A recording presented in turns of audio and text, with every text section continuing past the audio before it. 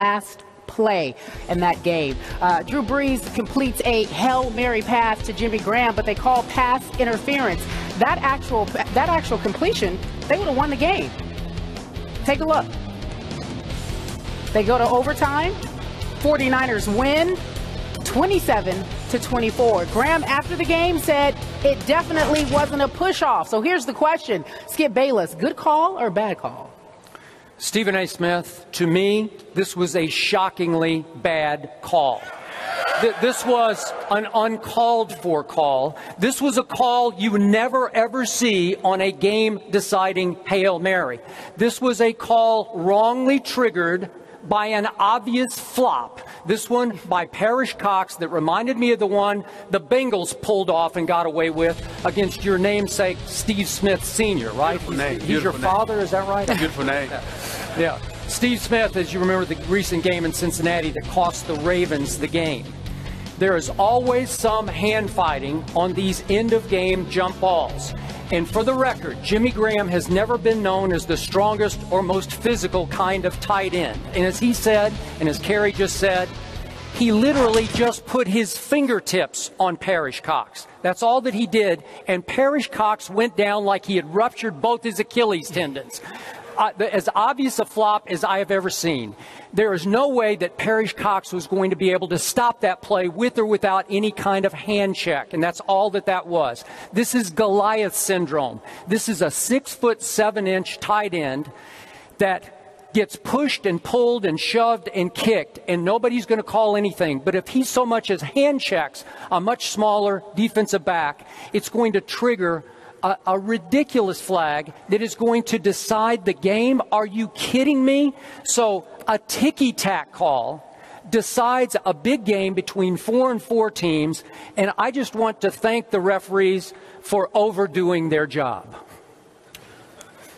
That's a beautiful argument, very eloquent. You deserve kudos for that. And correct. Thank you. But the bottom line is this, as we sit here this morning before our servicemen and women, one of the things that we love and that they epitomize is not just excellence, but consistency. And for somebody who religiously comes on the national airwaves and talk about letter of the law, letter of the law, I love the hypocrisy that you're spewing in front of our face right now.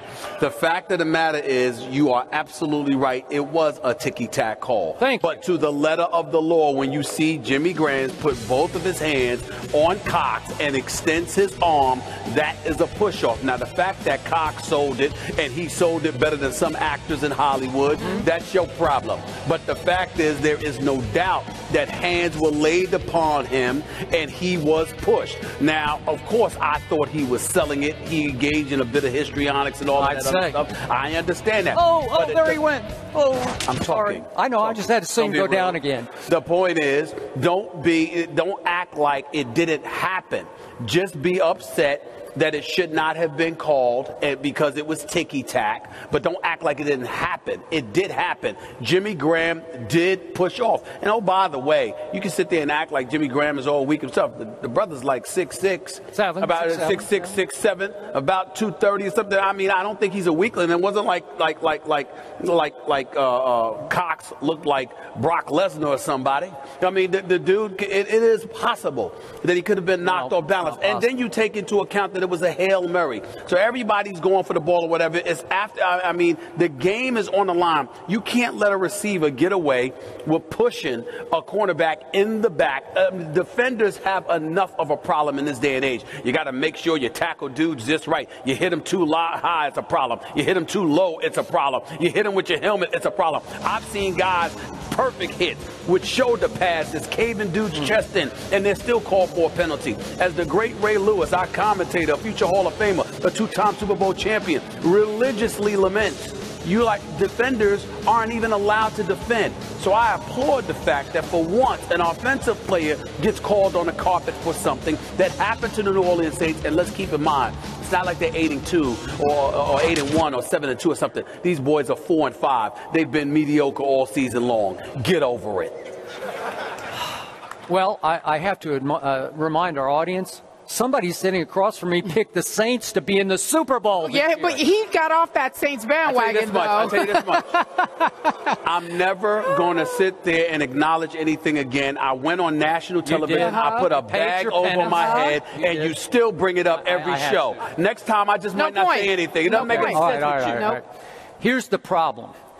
A problem you can appreciate in a game you love, the National Basketball Association's game of basketball. Yes, sir. What have they done to outlaw flopping? They have cracked down. Have they not? Have they not started fining heavily for flopping? Yes. I believe the NFL is heading in the same direction because the DBs have started to figure out you can get away with that on huge game-deciding plays, and they will reach for that yellow. Well, the only reason I disagree with that is because obviously basketball is not nearly as violent as football. And when you take that into consideration, coupled with the fact that defenders have everything called against them, you've got to use all your tricks in the bag to try and get some kind of advantage. Because think about it. In years past, you could sit there, you could go after the quarterback, you could sit there and cave dude's chest in, you could knock him unconscious or whatever, and it was a legitimate hit and it's fine. They have changed the game of football. It has been softened considerably, much to the detriment of defensive players. So if now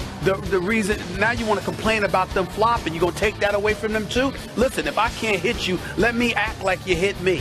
Okay, let me come up with something to defend myself, and I don't have a problem with it. In the sport of basketball, it's not that physical, it's not that violent compared to the NFL, of course, and I have no problem with the NBA coming down on them the way that they did, but in the NFL, that is not appropriate. You got to give these guys some ability to be able to defend themselves. Jimmy Graham is 6'7".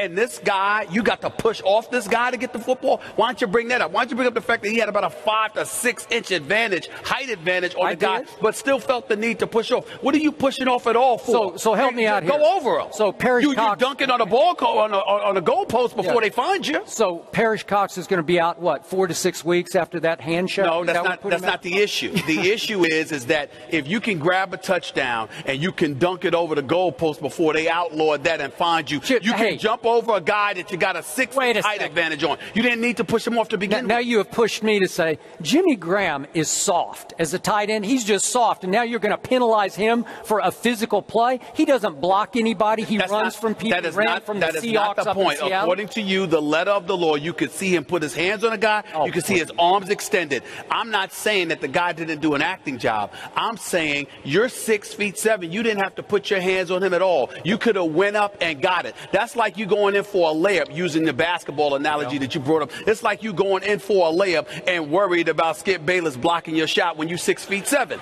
Why would you do that? Just go in. Just go in and lay it up. Jimmy Graham should have done that. I told you, Parrish Cox had no chance at that ball. It was a great throw and a good catch. And it should have been game over. He should have went up and got it without pushing off. With the win, the 49ers